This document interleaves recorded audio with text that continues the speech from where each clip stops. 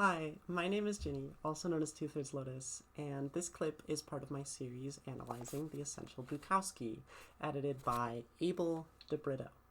Nothing has been edited out, so you're seeing this exactly as it was streamed on Twitch, with all the imperfections and tangents of a live stream. If you want to learn more or catch me live, make sure to check out the description, otherwise enjoy the incredible work of Charles Bukowski. True Story by Charles Bukowski. True story.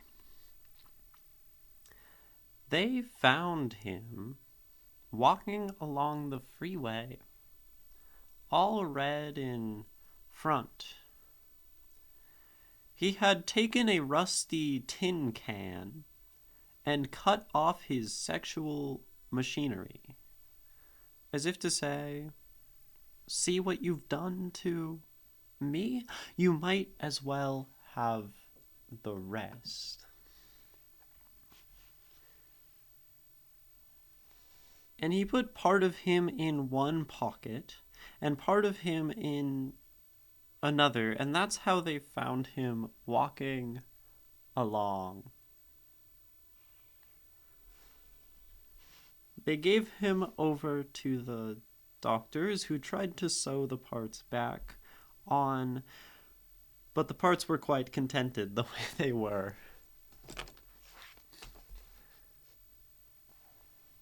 I think sometimes of all the good ass turned over to the monsters of the world. Maybe it was his greatest protest against this, or his protest against everything. A one-man freedom march that never squeezed in between the concert reviews and the baseball scores. God, or somebody, bless him. True Story by Charles Bukowski. Fun stuff. Two realizations in the past few days which are probably going to change my life. One, I got tested and need glasses. Well, glasses can be very attractive, so you're fine. They can be expensive though, so you're not fine. But you'll probably look good. Two, my sexuality is probably fluid in some ways. Cool. We like to hear that. Hi Caliber, welcome. You read a chapter of literary theory. That's exciting. I think thinking about literature is dumb, and we shouldn't do that, and theory and analysis are all a waste of time.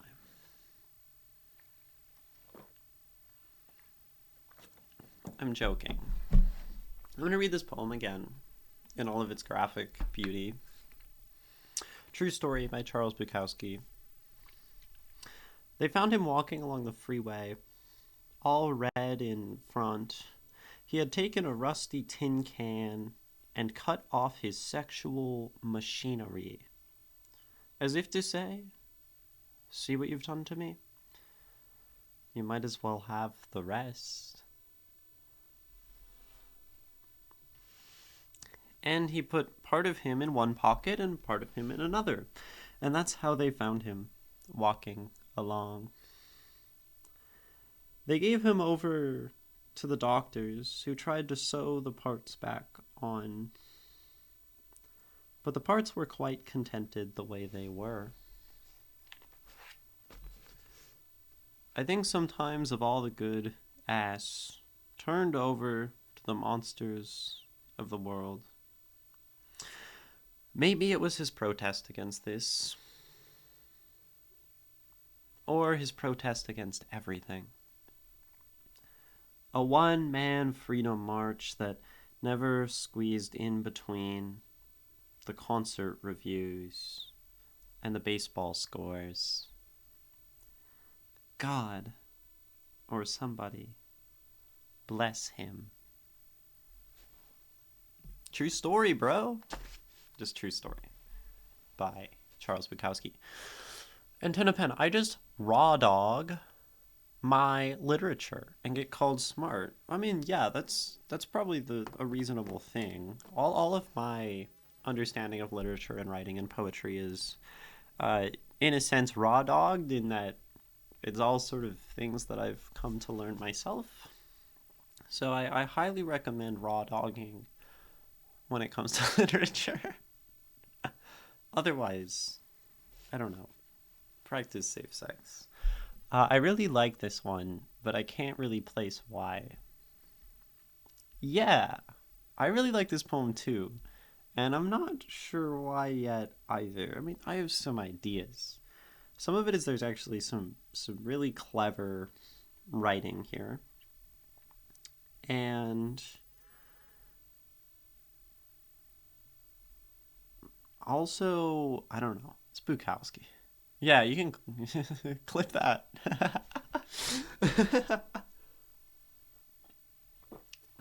You like the monster part? That's yeah.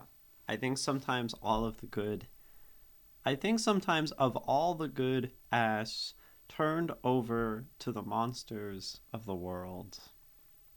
I like that as well. That's right here. Turned over to the monsters of the world.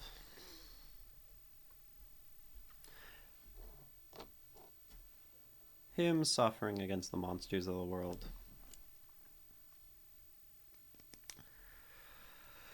Let's go to the start and underline some things. They. So there's like some characters here. I mean, like, they is interesting. And Bukowski does use this, and this is like sometimes something that people would encourage you against in doing poetry. People say, be specific, refer to something specific. Don't say they. Who is they? But I think it speaks probably to the impersonal nature of the people finding him. They're not rescuers. They probably don't even, mock him or hate him. They are just they. They're a nebulous figure who we do not know. They could be, the police or an ambulance or just people who stopped because they saw this dude walking on the freeway. And it's probably better that way, maybe. I don't know why. They found him walking along the freeway, all red in front. This really, drew me in, I think. Just to draw more on the page. All red in front, and you say, what does that mean? I almost read it as in all red, because this is, what one would think. I actually probably thought about someone wearing red before realizing it was referring to blood all over this person's front side, which is a good way to draw your reader in. Like I said, he had taken a rusty tin can and cut off his sexual machinery. This is the first big word that I really like in this poem. Machinery. Sexual machinery. And I do think Bukowski is very, very intentional, as poets tend to be, in describing this man's body as machinery. He doesn't say sex organs, or he doesn't, specifically name them, or he doesn't say any of the other words he could say to talk about, his sexual machinery. He says sexual machinery. And machinery has some very specific feelings associated with it.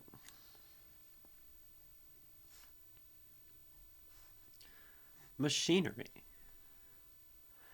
I mean, this evokes lots of images.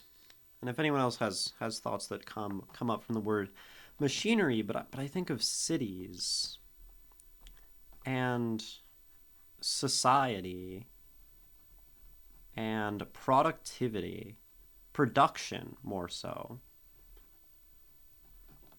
Machinery creates wealth, repetitive motions. That's excellent as well. repetition, wealth, or creation. I think of this, and we think of these things with machinery. Yes, machinery, repetitive, dull in some sense, loud. These are all associations with machinery. And, of course, anything that we do to this machinery in the poem is going to sort of be us relating to these qualities of machinery. So if we cut off the sexual machinery, this person is in some way cutting away from themselves some, if not all, of these ideas, which I think comes up later as well, when he talks about the man escaping things, the demons, the one-man freedom march. And as if to say, see what you've done to me. You might as well have the rest.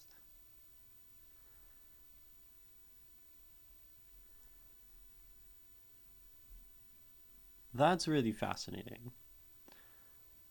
Because it is something he has done to himself. It's not see what I have done to me. It's not showing off this thing. It's a representation of his own pain. At least Bukowski interprets it as such. As if to say, see what you've done to me, you might as well have the rest.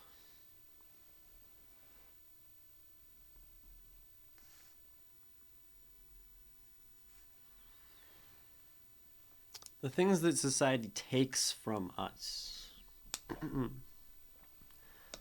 Society probably destroys one's body, takes one's mind. This person we would likely describe, if we saw them, as someone like insane.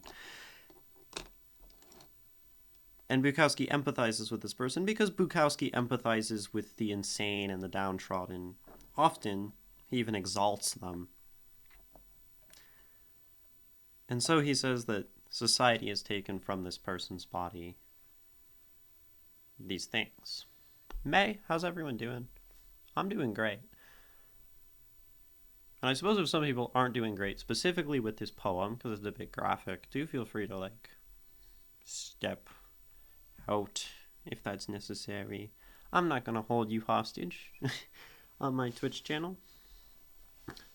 You might as well have the rest. And he put part of him in one pocket and part of him in another. And that's how they found him, walking along. This verse I am uncertain about. I don't know what this verse is doing. Or this stanza. And he put part of him in one pocket and part of him in another. I don't know. Maybe this is something of duality or some broader theme. And then he repeats again, and that's how they found him walking along, just like the start. It tells us that the fact that he's just walking along is important. And then there is probably also, because there is meaning in all things, something about this. Part of him in one pocket, part of him in another. And that's interesting. These are part of him. Of course, they came from him, but he's putting himself in his own pocket. That's an odd statement, and one that might require more thinking. They gave him over to the doctors, who tried to sew the parts back on, separating himself from something else, mayhaps. Separating himself from something else. What something else? I could see this as... So, maybe like I think separating himself from himself, maybe like there's these multiple selves. But if it was separating himself from something else, what might that be, Drowning Devil? What do you think he's separating himself from here? Some kind of separation.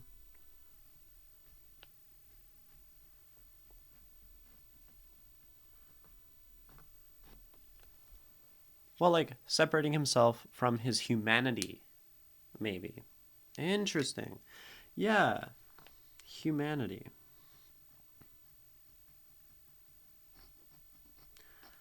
The the sexual machinery, more so than just machinery having meaning as a word, you know, one's sex organs have implications and meanings.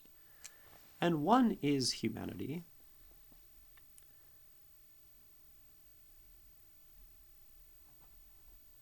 Often like strength in the sense of like virility and being able to reproduce. Uh, Gender is deeply associated with these things. What other associations do we have with like sex organs? They're also like in some way just like considered sort of like taboo to talk about fun. Yeah, absolutely. Fun. There's like a taboo to talk about sexual machinery. Like I think generally like even we talk about like a penis as like we have euphemisms for these things because I don't know, there's some like strange nature to talking about like a penis, right? We have a game where we yell it louder than the person next to you in increasing steps until someone taps out. And machinery is often separated from fun. That's true. Yeah, so that's why I really like the sexual machinery statement. It is sort of fundamentally oxymoronic. I've been using this word a lot. Oxymoron. What is that? Let me explain.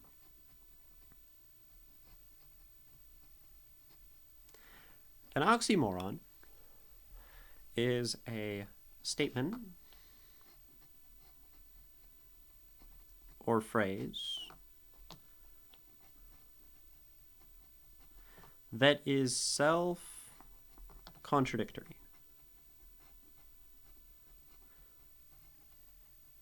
Or includes like two opposite things together.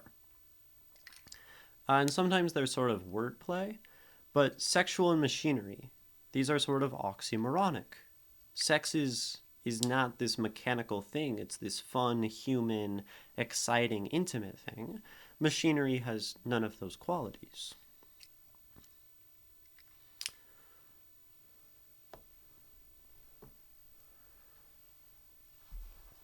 Another oxymoron that's more like wordplay would be the statement that someone is pretty ugly, because it uses pretty and ugly directly next to each other in a phrase. Oxymoron is just very fun. I think it's a very,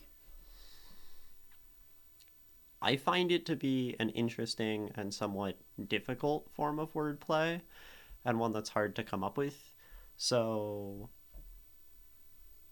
when I see it, I'm like, ooh, an oxymoron. I like those. They're fun. But yeah, we have something going on here with this tension between machinery and sexual nature and probably this guy in society and repetition and fun, and a lot of these ideas are clashing. And this is exciting. They gave him over to the doctors, who tried to sew the parts back on. First of all, that's just like, I don't know. I don't know why that would ever work, and that just sounds like really kind of awful. And maybe it's the statement, sew them back on. this maybe gives me the impression of like a Frankenstein monster kind of Frankenstein monster of like stitching someone physically back together. That's an odd thing. Stylish Fail just popping in to say Happy New Year. Happy New Year, Stylish Fail. It's probably a lot closer to the new year for you than it is me, so enjoy. After last stream, I wrote a poem for my girlfriend, and then I submitted it to a competition, and you're nervous. That's very exciting, May. Don't put too much stock in those, though. Like, lots of people submit, like, 2 people get accepted, and, you know, there's, like, they're sort of just not always an indication of, like, your skill. Be good, be weird, be hot, y'all. Yeah, you as well, such fail. And I saw it as like trying to add humanity back to something that lacks it. Truly Frankensteining things that aren't meant to be. Yeah, like a futile effort here. There's some amount of futility. I mean, in some sense, this person, if we look at it this way, has chosen to reject their humanity. They said, I'm going to, like, if we're using that sexual nature as a human thing, to reject an aspect of themselves and their body and their humanness, which is not to say that, like, abnormal sexual organs are inhuman. That's not what I mean. Abnormal, only referring to, like, words, language, y'all know what I mean. But in some sense, there's a futility.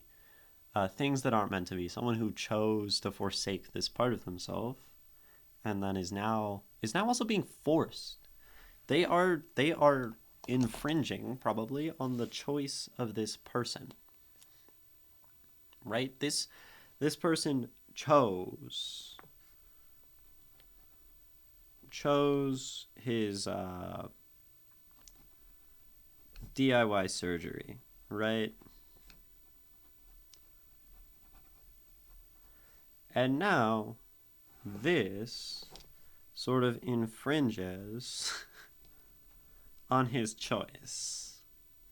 It's in a way like society and normalcy telling him to go back to that, probably.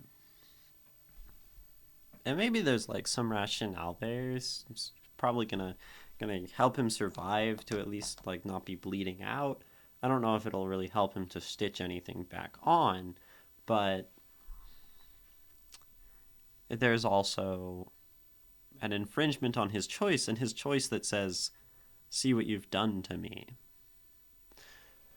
Could that also be commentary on insane, having their right to choose, or right of choice, taken away in some cases? Yeah, I mean, like, we don't let people end their own lives, generally. And if we really believed in letting people end their own lives, then, like, there would be, like, assisted suicide, euthanasia stuff. And there isn't, because there's some sense of it being immoral, and we want to save lives and for people to be well or something, whatever that means. Probably in some sense productive. But yes, we assign people as different or insane, and then when we do, they lose a right to remain that way. This is sort of something talked about in a book I just read. It's very short. I recommend it only because it's really short. The book is called No Longer Human by Osamu Dazai. And this translates more so as unable to be classified as human.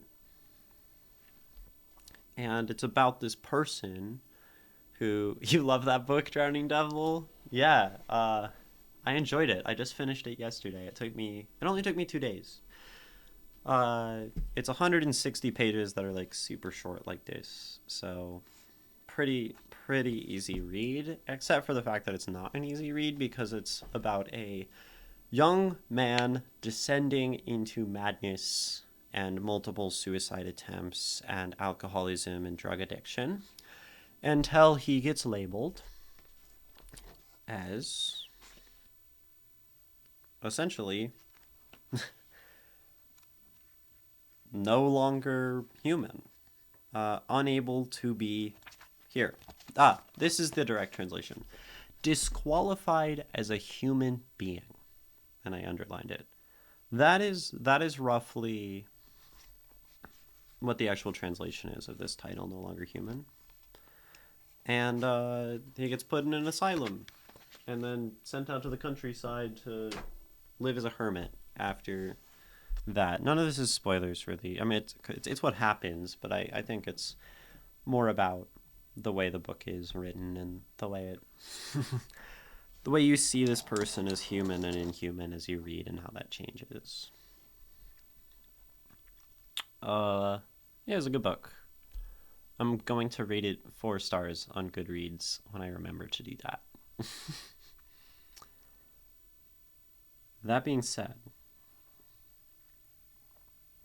the disqualification of someone as human. That's maybe what this poem does as well, or describes. Also, Drowning Devil, tell me your thoughts on the book. There are some things I really didn't like about it, and some things that I liked a lot. I kind of didn't like it for the first 3/4 of the book, actually. But it's a very good book. It sort of makes you realize that you actually liked it.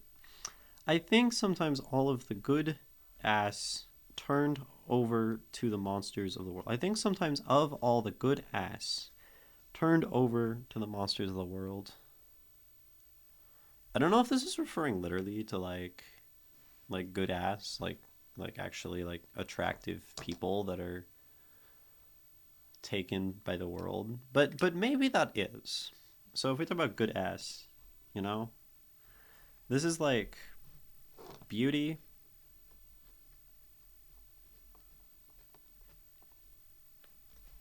Roughly, right? And then beauty is turned over to the monsters of the world.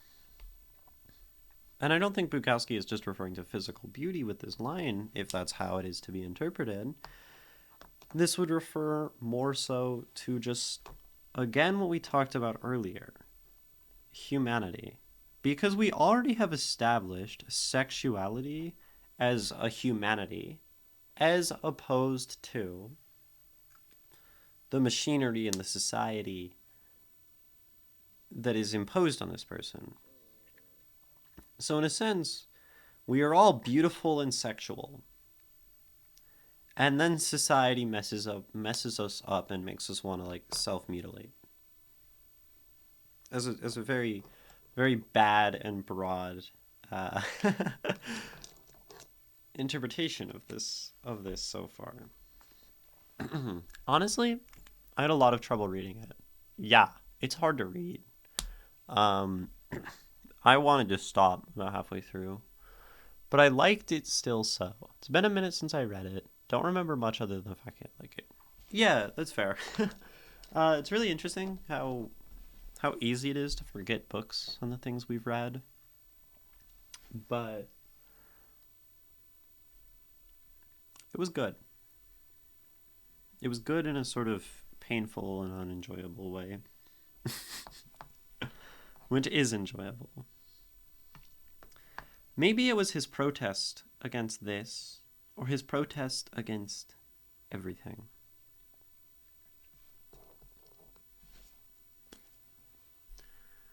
Everything.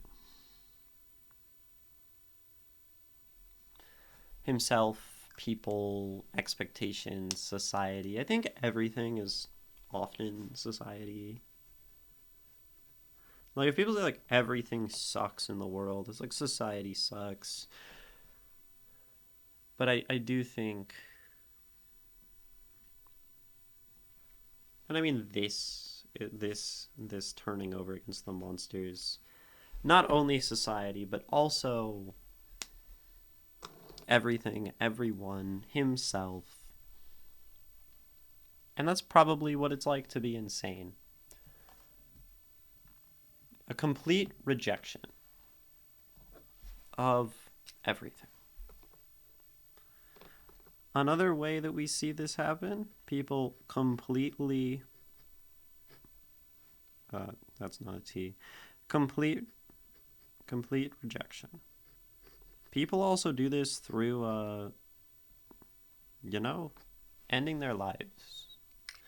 And this in a way is like that. If we talk about the self-mutilation as a mutilation of one's humanity and oneself and one's beauty. A one-man freedom march.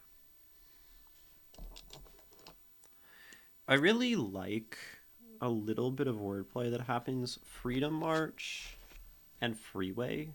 I noticed this on my second read of the poem, that the freeway, word in it, free, cars, freedom, society, machinery, where he is walking with his freedom march against society. The never squeezed in between the concert reviews and the baseball scores. And this is pretty much just like society did not care. Society does not care about this person because society and people don't care.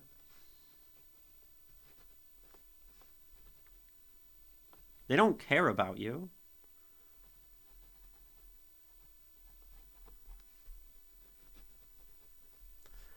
Once you stop being human. And maybe some of this interpretation is like colored by the fact that I just finished No Longer Human. But that's like maybe an interpretation of those. You need to reread it after you finish your growing pile. Yep. My pile is actually sort of going down. I've been reading books. About to finish another one. Very exciting. God or somebody bless him.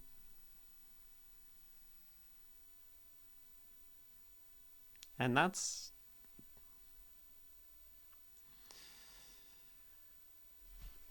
I mean, somebody. It doesn't need to be God. It doesn't need to be any higher power. Just anybody.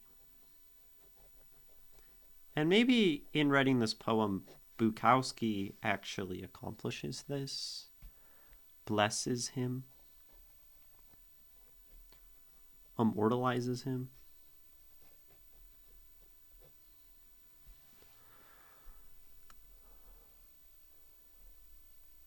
Because he suffered, and he suffered against a world that he did not understand, could not cope with, and then resorted to self-destructive, unnatural, and inhuman means. It's like a really tragic poem.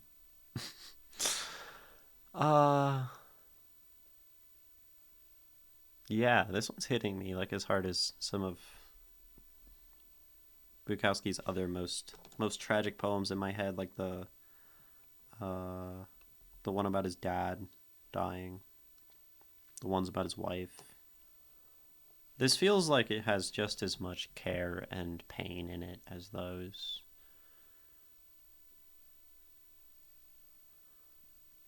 I'm going to take a little break and run a little ad and maybe get a little snack. And you all should do a little bit of self-care too. And not watch this ad. I'll be right back. And don't wait for the ads. Sometimes they don't run. Just go. Stand up. I'm not here.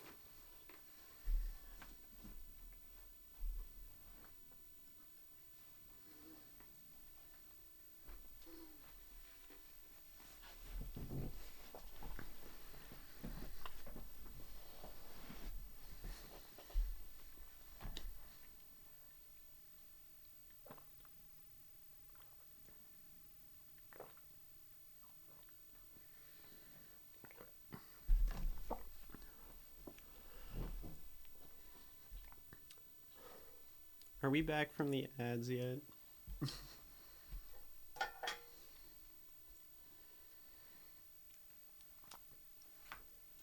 Yeah. Welcome back. I am still Ginny. Still known as 2/3 Lotus and the poet of Twitch. And we are still reading True Story by Charles Bukowski. I'm going to read it again.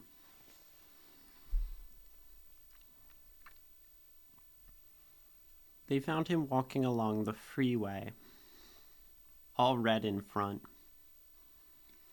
He had taken a rusty tin can and cut off his sexual machinery, as if to say, "See what you've done to me. You might as well have the rest." And he put part of him in one pocket, and part of him in another. And that's how they found him walking along. They gave him over to the doctors, who tried to sew the parts back on. But the parts were quite contented the way they were. I think sometimes of all the good ass turned over to the monsters of the world. Maybe it was his protest against this, or his protest against everything. A one-man freedom march that never squeezed in between the concert reviews and the baseball scores. God, or somebody, bless him.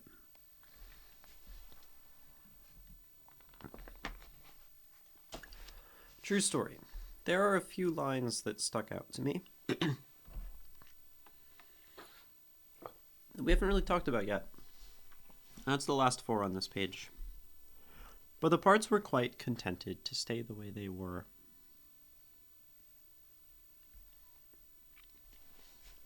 This is interesting, because we see a man who is clearly discontented with life, who has struggled, who has gone generally insane, and is lashing out at the world in pain, lashing out at himself in pain. And yet, as a result of this, the parts of him,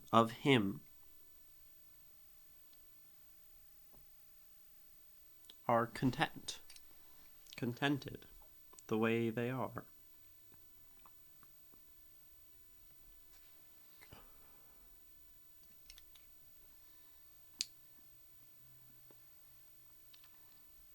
And I think this really speaks to the sort of infringement on the humanity that he has left at this point. The humanity that we all have is sometimes there are certain ways that we are content with life and even with our own suffering.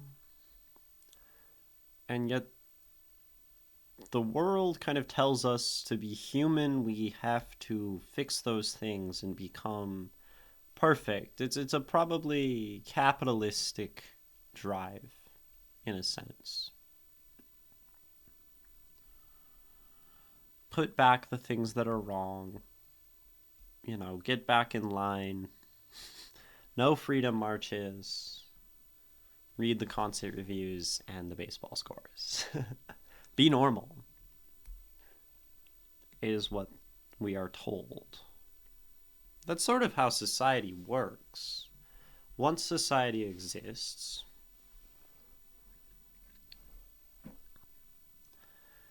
you have 2 choices.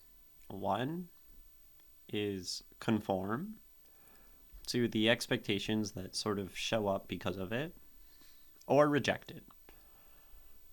And you can go back and forth between these things, but the things are either societally acceptable or not. This is also talked about in No Longer Human. There's some excellent lines. Also, Callie, you are still Callie. That is excellent. There are some lines that talk about what society is in the main character's eyes in this book. And there are some very interesting ideas. There's also this game. That's fun. Fear and Trembling. Okay, it's in this chapter. Looking for my underlines. I will find it.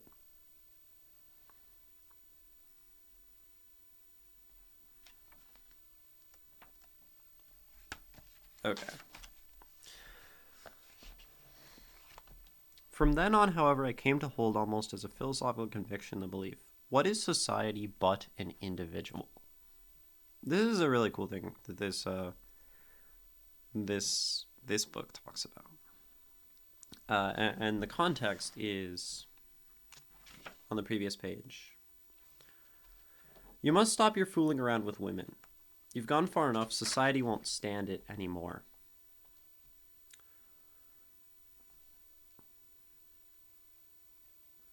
And then he says, isn't it? But I held the words back. This is the hypothetical conversation. Society won't stand for it. It's not society. You're the one who won't stand for it, right? If you do such a thing, society will make you suffer for it. It's not society, it's you, isn't it? This is an interesting train of thought. That, like, society is a broad thing, but it's also composed of individuals. And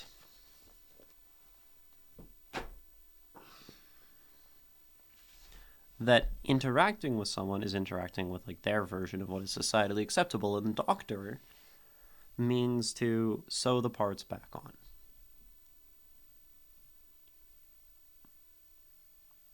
And then you interact with someone who's less on the societally acceptable side, and you end up on the wrong side of more people's society. I think saying something like, this man has the freedom to do his wish as he wishes with his body, and have that agency, in the same way that I might say people have agency, should be allowed agency, and if they want to end their lives they can, probably puts me on the lesser side of societal opinion.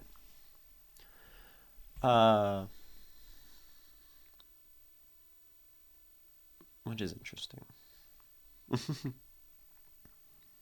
He was quite contented. He's fine with this. And yet, in interacting with others and their infringements upon him, their discontent is created. He's fine the way he is. And this all has implications when you start talking about things like mental health and psychiatry, my own thoughts on medication. I used to think that, though I'm also a suicidal person, so I used to think which way, the freedom to do as one wishes, or the keep people from dying. I mean, I think we should keep people from dying. To be clear, people like living is good. Living has many joys and many beautiful things, and I think people can find great joy in life. But if they've sort of surrendered, then I'm happy to let them surrender. You think that people should be allowed to? You said you used to, though. Do you not think that anymore?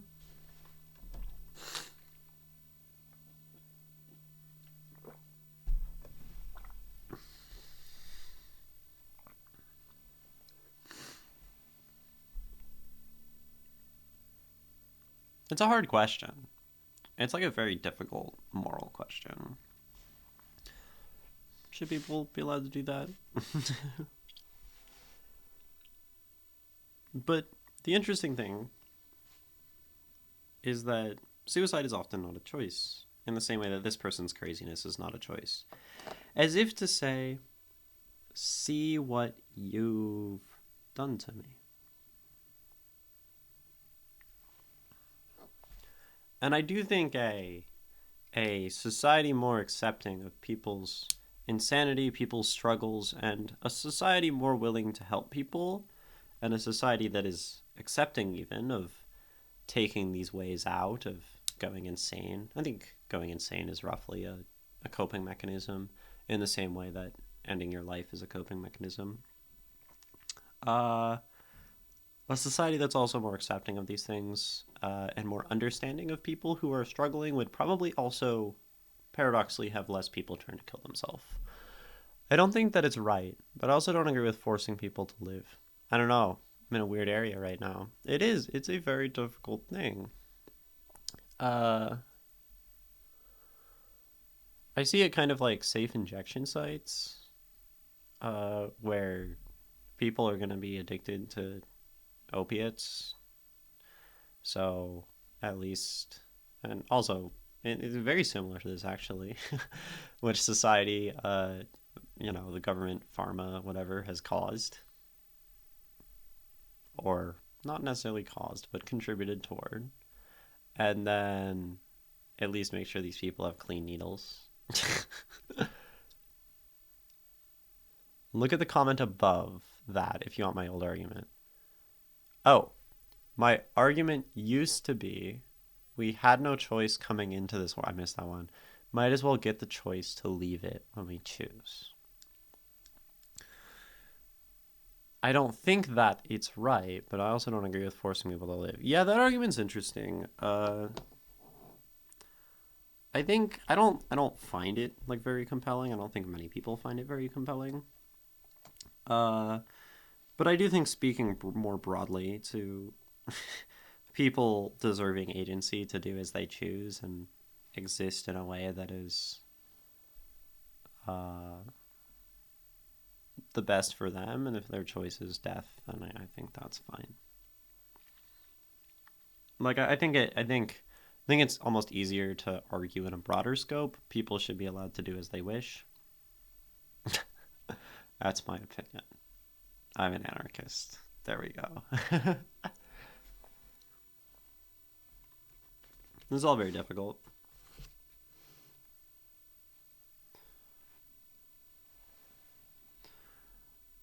And what I was saying earlier, how I think a world that's more accepting of a man like this is a world that has less men like this. Because what is this? Maybe it was a protest against this, the world, or his protest against everything. And if there is not something to protest against, many times we do so much just out of protest. Not just out of protest, but protest. Opposition of something, protection of ourselves, desire for change. These are all things associated with protest. And perhaps if there was freedom and understanding for this man to exist and exist as he does, and I mean, like, this hypothetical man, probably wanted to be happy. I don't think anyone wants to self-mutilate and probably die from that and go crazy or be labeled as crazy. We don't want that. We kind of like being accepted in society, I think most people. And just fundamentally, a society that's more accepting doesn't need to have as much protest against its ways. Particularly extreme protest like this. I mean, like, people kill themselves out of protest all the time. Or do other acts of violence out of protest. This is why shooters post their manifestos. I think it's kind of dumb. Also, I had this thing recently and kind of discovered it myself. People don't want to die. They want to escape their situation, and sometimes death is seen as the only option to escape. Yeah, and it's usually a lot easier. Uh, like, or at least the other options become so hard that like death is just the easiest one. This is usually what I tell myself, or what I told myself for a bit when I was like particularly suicidal. I'd be like, well, it's like easy. I don't know. It's a cop out. Not that like easy is bad, but it's like just acknowledging that there's other paths. Maybe that's the easy one, but it's probably also not the only one. But sometimes we do get in this space where if every option is so hard, then well, just choose that one. God or somebody bless him. And this really says that God doesn't bless him, this line.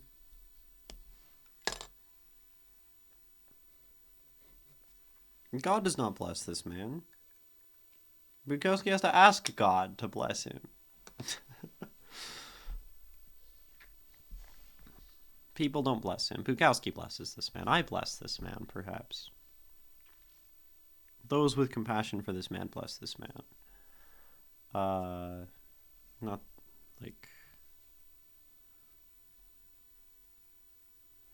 And I also don't think that's the same as like thinking this person is in the wrong or thinking this person needs to be changed. Like I think a blessing is often something is care without return. It's like love. Love is a blessing. We'll call it that. Just like have kindness and care and understanding of someone like this, Bukowski says. And I agree.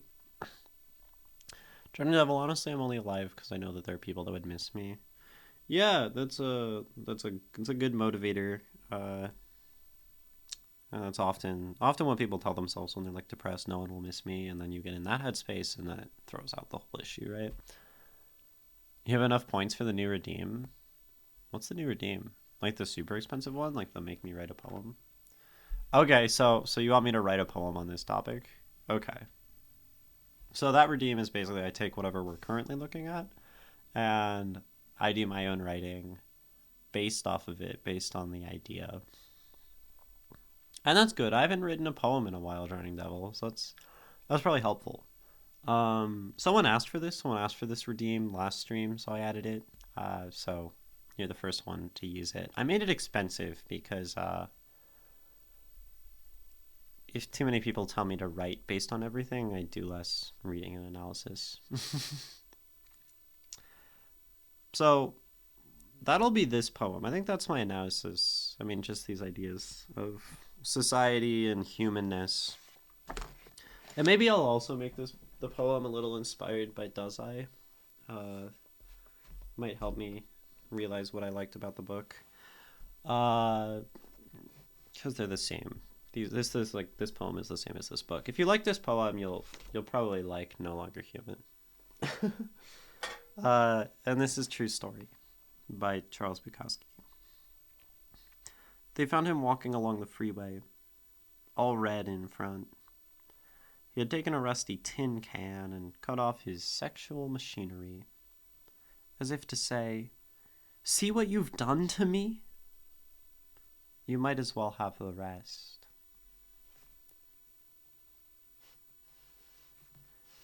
And he put part of him in one pocket and part of him in another.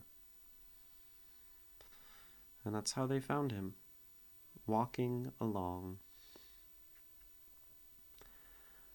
They gave him over to the doctors, who tried to sew the parts back on, but the parts were quite contented the way they were.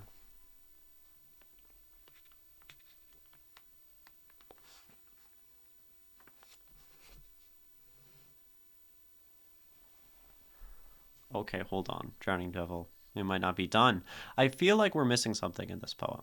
It doesn't feel right. Well, we decided for some reason. Well, then we can't possibly be done. What tells you that there's something missing? This is excellent. I've been pretty lazy with my analysis lately, admittedly, so we could be missing things.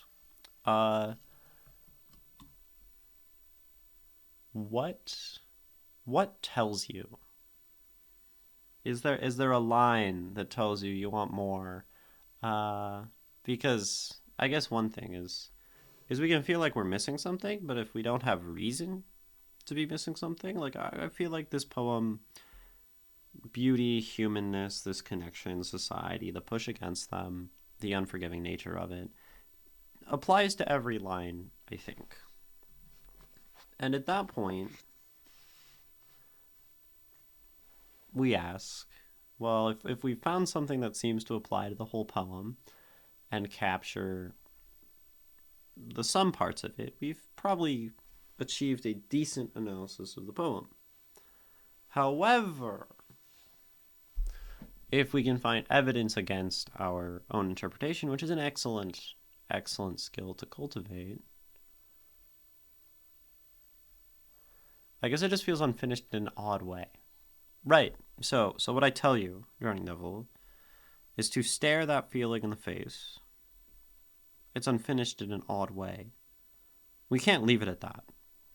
That's mostly because that's not helpful to our analysis. And if we're looking at this purely as analysis, but I think feelings, gut feelings, saying this feels unfinished, means it probably is.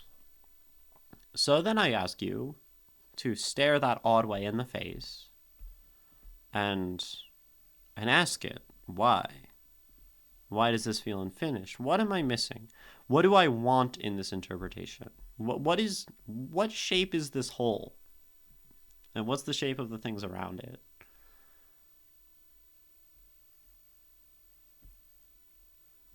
And then we can find it. And don't be sorry. Like feeling unfinished is reasonable. It's probably an excellent thing to say if we're talking about analysis. Did we figure out the walking thing? Why is he walking along? No, we didn't talk about it. They found him walking along. And yeah, like, I don't think we've really done a great job with this stanza, which recapitulates the walking along and just feels like this odd repetition. So, let's look at it again.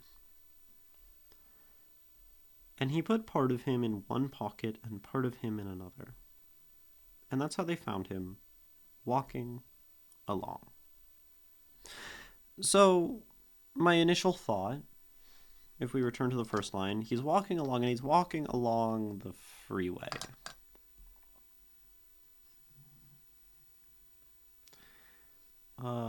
This is abnormal.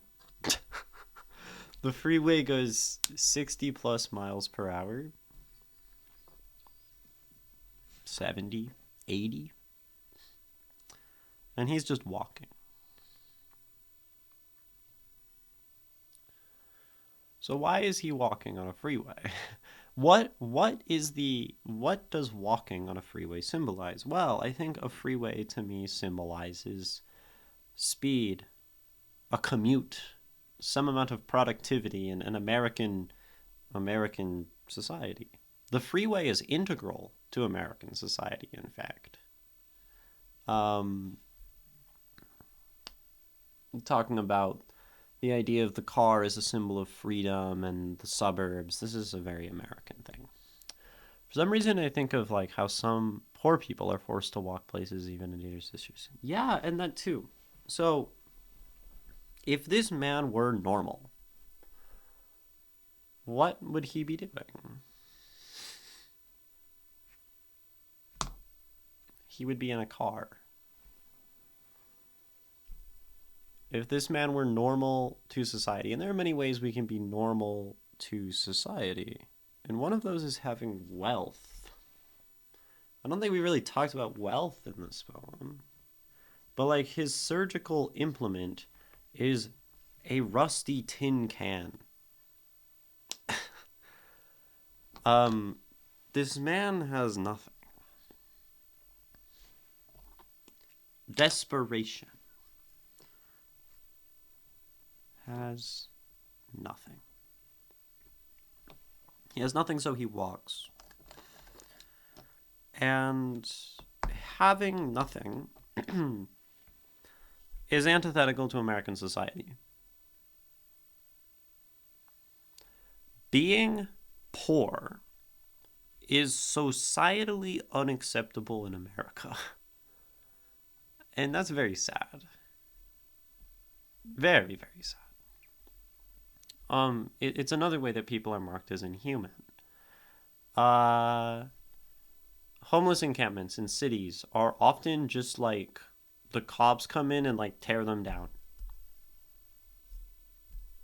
Like all that these people do have, just destroyed, just thrown away, just like bulldoze.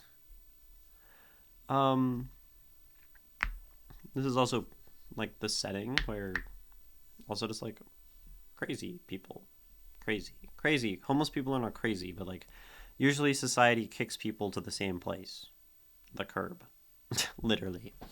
Wonder if this could be a poem about a disabled man. Kept thinking about that. Yeah, disabled how? I mean, like there are ideas of disability, an inhumanness of a part of the body that is gone. But I mean, like disabled, mentally ill, like, they're all kind of in the same bucket of societal, like outcast, societal outcast. Uh, Having a let's say a learning or speaking or physical disability sets one already into like the bucket of other in a society that values productivity and normalcy and efficiency.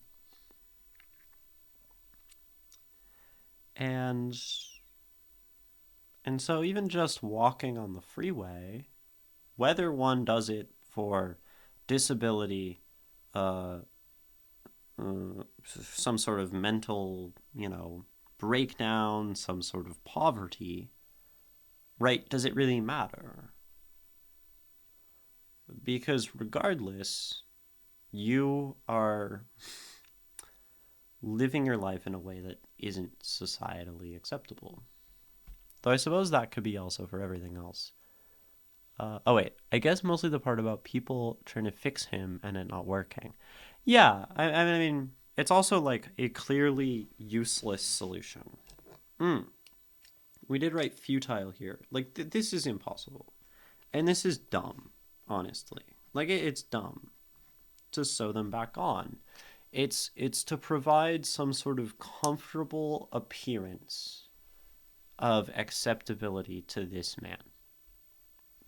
Put them back on so it like looks close enough.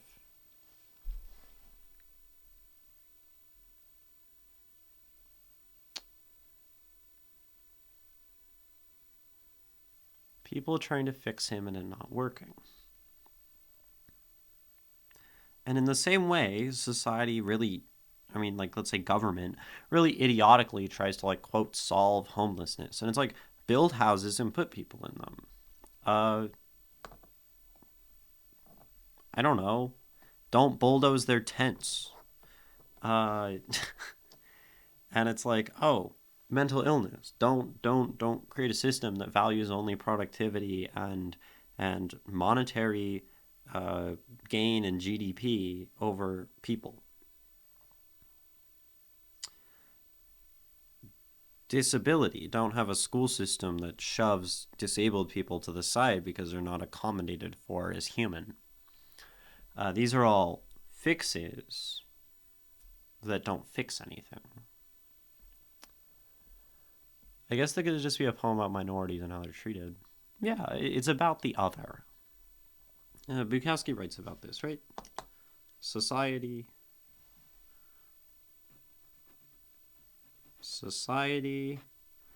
and its others.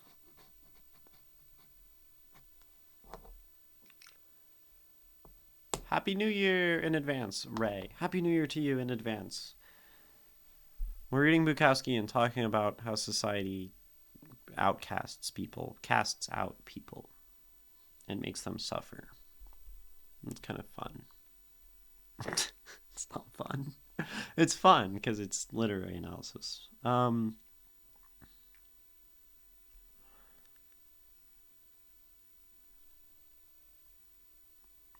So We look at a man like this, the man on the street walking with his sexual machinery cut off. He has put part of him in one pocket and part of him in another. Maybe this speaks to an identity that is fractured. That's a Magic the Gathering card. Fractured identity. He has society telling him, actually probably, like, that some parts of him are unacceptable. He probably also has society telling him that some parts of him are. I think it's rare that society, at least in the modern era, looks at people as entirely irredeemable. If we go back to, if I'm talking about America, if we go back to American slavery, I would say slaves were seen as entirely, completely inhuman, zero identity. And then they got 3/5, which is these ideas of fracturing someone into not a whole person, but not a not person. And this creates deep tensions within the self. See what you've done to me. And maybe this explains a line like, you might as well have the rest. If you were going to call some parts of myself pieces of what make me entirely and beautifully inhuman, then you might as well just get rid of it all and kill me. My whole body, taking my whole body, mutilating the whole body, that's like death. That's what that line says, maybe.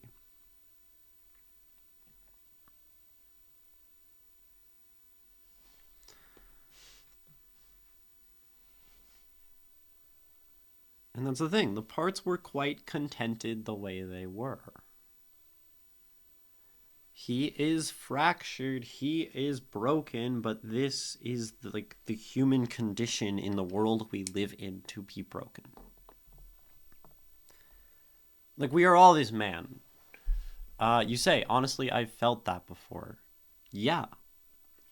Because we are all this man. Whether we are not white, or whether we are queer, or whether we are mentally ill or disabled, or insert your favorite minority that you can relate to, unless you're a cis white man who is attractive and all the things. We are all this man with parts of us inside or outside or on the surface that society deems inhuman against some perfect pinnacle person who does not exist. And so, sometimes we manage, like most people manage, and don't have complete breakdowns where they cut off body parts. But this is understandable given the circumstance. The world tells me I'm multiple people cut up, some valid, some invalid. Yeah, I'll show you. I'll do it. I'll cut myself into pieces and whatever.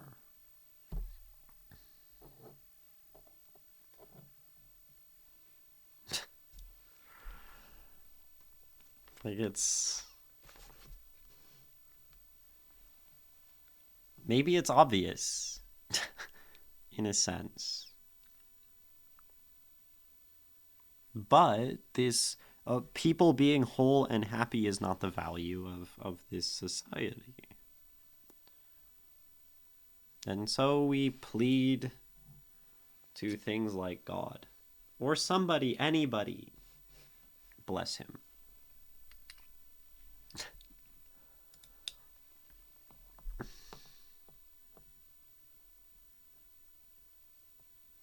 And I do think, for example, like, and I think this is all reinforced society, the concert reviews and the baseball scores. This is the newspaper. This is the things that people care about on a daily basis. People don't care about the half of a man who wandered along the freeway bleeding all over himself with pieces of his own body in his two pockets who probably died in the hospital.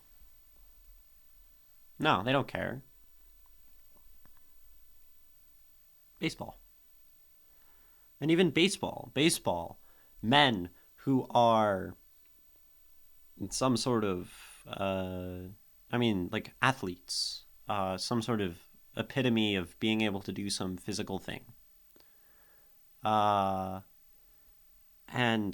concerts, musicians, the people who are the best, the success stories. This is what we care about. We want to see the glitz and the beauty of capitalism. We don't want to see half a man on the front page of our newspaper, because that's icky. And that probably reminds us that we're all half a man too.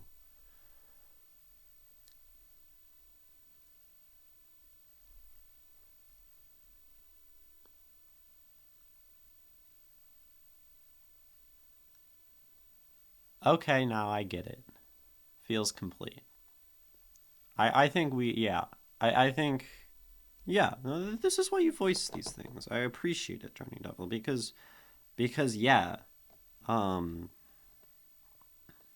I, I think in the last 20 minutes, since we almost stopped the analysis and then jump back into it, like, we've gotten a little more insight on this poem, and that's a beautiful thing. You can stop analyzing after the first read through of the poem. You can always do that. And you will have a sliver of the analytical understanding you can come to. Or you can read it again and analyze some more. And even now, the analysis is probably not entirely complete. We could pore over this poem for hours and hours, looking at the fact that he uses a period at the end of every stanza and why he does this, or why he uses these punctuations or these choices or exactly these words every single word throughout the poem. Like, more time is always going to inform the analysis more. But there is a certain point where it feels complete enough. And I do agree, now looking, that it didn't feel complete enough. And I'm sure if we doubled down and talked for another half hour, like, it would feel like what we have now is not complete enough. But this certainly feels better than half an hour ago. So, yeah. Take that as a rule. And not just for Bukowski, but for other people's poems. If I read someone's poem, yours or anyone else, Drowning Devil or anyone else in chat, Ray, whoever, Caliber, Antenna Pen, if you see, like, I don't feel like this is done, I feel like there's more to say about this poem, then tell me.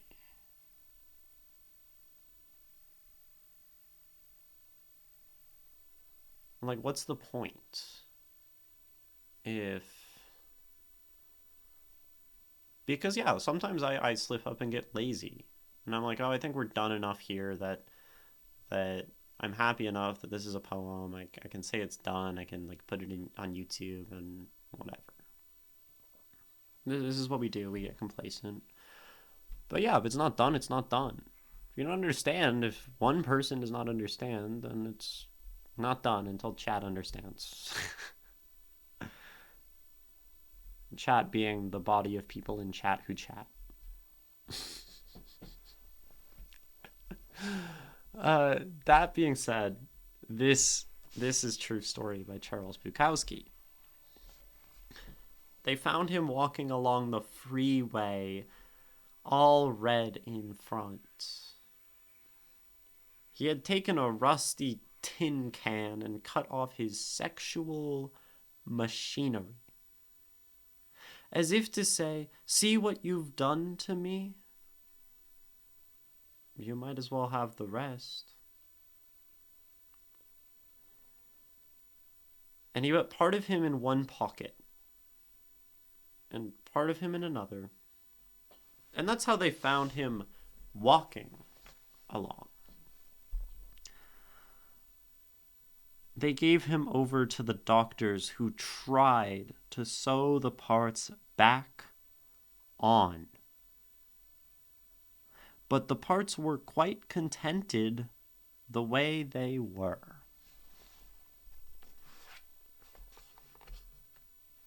I think sometimes of all the good ass turned over to the monsters of the world. Maybe it was his protest against this or his protest against everything. A one-man freedom march that never squeezed in between the concert reviews and the baseball scores. God or somebody bless him.